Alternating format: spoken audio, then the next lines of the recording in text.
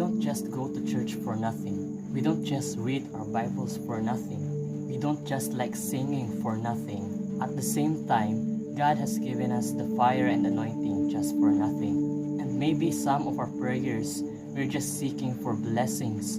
We are just seeking for happiness. We are praying for healing or things that can give us temporary satisfaction. Many years past that God has given you the anointing. God has given you everything.